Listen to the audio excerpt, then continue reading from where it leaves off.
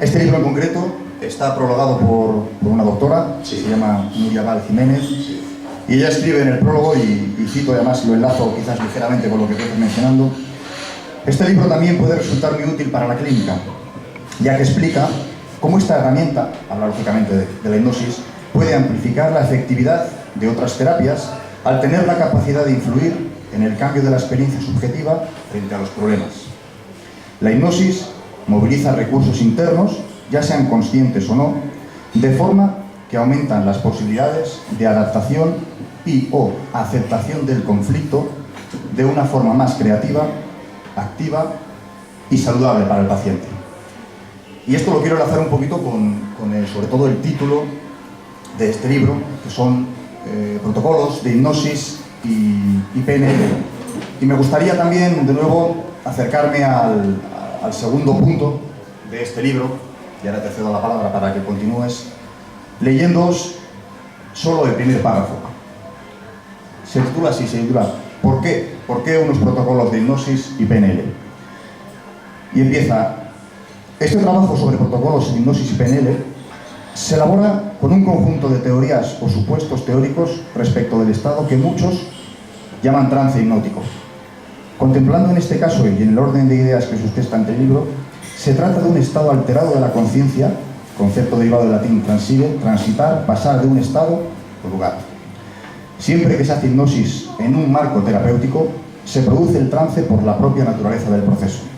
Si no se produjera este estado, no habría hipnosis y no sería una técnica digna de tenerse en cuenta como amplificadora de recursos y habilidades en el contexto de la psicoterapia. Y yo creo que es la parte más importante de este libro. Este libro fundamentalmente quiere ser una ayuda para aquellos terapeutas que estén trabajando habitualmente con problemas, con enfermedad, con distintos tipos de casos. Y quiero un poco, Horacio, que nos hables precisamente de eso, de lo que va a encontrar la gente en este libro y de por qué se llaman protocolos de hipnosis y PNL.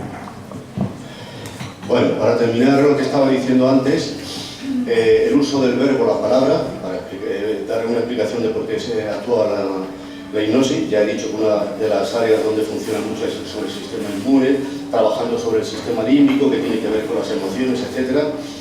Hay una de las muchas definiciones, porque los clínicos, los investigadores no se ponen de acuerdo a la hora de definir qué es la hipnosis. Hay muchos tópicos, ¿no? Pues una de las teorías o supuestos teóricos que a mí más me convence, por lo que yo he comprobado, es lo que decía el doctor William Kroger, un médico norteamericano de los años 60-70, que él trabajó muchísimo con la hipnosis, y él decía, fijaros bien, el uso del verbo, de la palabra, de la semántica, es decir, la utilización, el significado de las palabras. Fijaros bien, cuando tú estás hablando de una persona, él decía, influye poderosamente sobre el córtex cerebral, como si dijéramos la parte de la conciencia, del raciocinio, de la voluntad, y lo inhibe, no lo bloquea, no lo duerme. Uno de los tópicos que mucha gente piensa que cuando está hipnotizado no se entera de nada, es todo lo contrario, está mucho más concentrado. Bueno, inhibe el córtex, el uso del verbo, la palabra, las sugestiones. Si habéis visto alguna vez un reportaje, aunque sea, o alguna manifestación por ahí, aunque sea un poco turbulenta, veis que el hipnotizador habla con una voz muy acompasada y repite mucho las palabras y tiene sueño y duermes. Está activando, está inhibiendo el córtex cerebral y está dirigiéndose directamente al subcórtex, que sería la zona del tálamo, hipotálamo, la parte emocional. Entonces se inhibe el córtex, se activa el subcórtex y por sugestión se entra en hipnosis. Eso es lo que decía este hombre, el doctor William Kroger. Entonces, el uso de la hipnosis y el poder sobre la sugestión, ¿y por qué protocolos? Porque hay infinidad de formas de hacer la hipnosis y hay muchos tópicos y muchas falsedades y muchas historias turbulentas. Y no solamente por parte de la gente en general, que no tiene por qué saber nada, ni de psicología ni de psicoterapia, si no están interesados, sino que también gran parte de la misma medicina y de la misma psicología todavía ven con cierta resistencia, no se fían mucho de la hipnosis. Paradójicamente también hay otros muchos científicos, psicólogos clínicos, investigadores en el campo de la medicina, que han vuelto, no es que están iniciando ahora a prestar atención a la hipnosis, sino que han vuelto a prestar atención a una técnica que siempre se ha utilizado en el campo de la medicina. No olvidemos que hasta Freud comenzó e hizo grandes investigaciones en relación al inconsciente gracias a que trabajó con la hipnosis, y él mismo en sus obras, aunque luego lo dejó y sacó el psicoanálisis, él mismo dice y reconoce: nunca se ponderará bastante para la historia teórica y práctica de la creación del psicoanálisis todo lo que ha heredado de la hipnosis. Jung, Carl Gustav Jung, pero todos los grandes en el último siglo de la psicología, de la neurología, de la psiquiatría, han practicado la hipnosis de una manera u otra.